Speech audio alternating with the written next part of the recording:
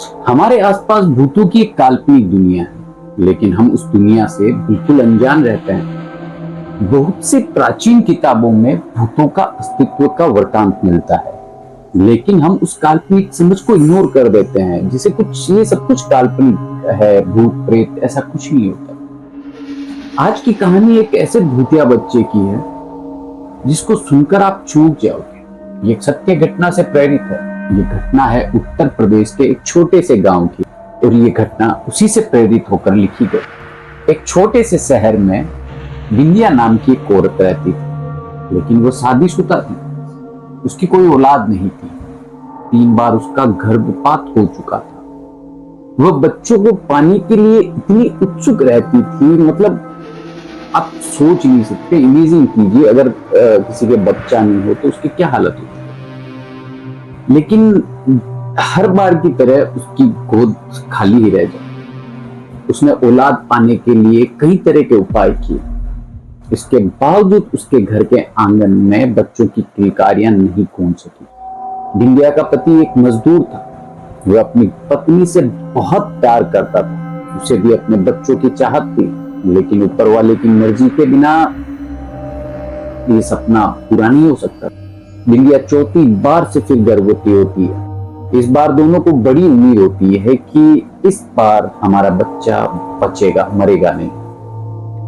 बिंदिया का पति अपनी पत्नी के लिए बहुत सारी खाने पीने की चीजें लेकर आता है, हर तरह का वो खाना, ताकि उसको वो पौष्टिक भोजन मिल सके और उनका बच्चा स्वस्थ रहे।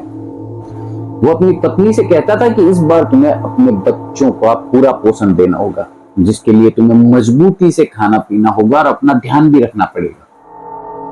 बिंदिया अपने पति की बात सुनकर सर हिलाती। दरअसल वो अंदर से टूट चुकी थी। बच्चे को पाने की उसकी सारी उम्मीदें खत्म हो चुकी थी। लेकिन जब वह अपने पति के आत्मविश्वास को देखती तो अपने को हिम्मत बढ़ाती और तय करते कि इस बार वह मां बनकर ही रहेगी। आधी रात होते ही बिंदिया के पेट में दर्द शुरू हो जाता है। अचानक बिंदिया के पति की नींद खुलती है। वो बिंदिया को अपनी गोद में लेटाकर हौसला देता है, लेकिन दर्द असहनीय होता है। जब वो दर्द बर्दाश्त के बाहर होने लगता है तो वह अपनी पत्नी को अपनी पीठ पे लादकर अस्पताल के लिए भागता है, क्योंकि वो गरीब थे, उनके पास पैसे नहीं थे, कोई वाहन साधन नहीं था। रास्ते में जब वो भाग रहा होता है अपनी पीठ को लेकर, तो रास्ते में बिंदिया बेहोश हो जाती है।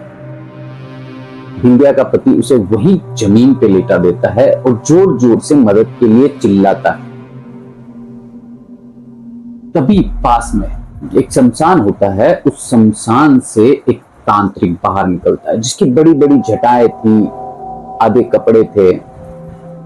उसके हाथ में एक पानी का लोटा था। वह आता है और बिंदिया के चेहरे पे पानी की कुछ छींटे डालता है। धीरे धीरे बिंदिया की आंखें खुलती है, लेकिन बिंदिया की प्रसव पीड़ा बढ़ जाती है।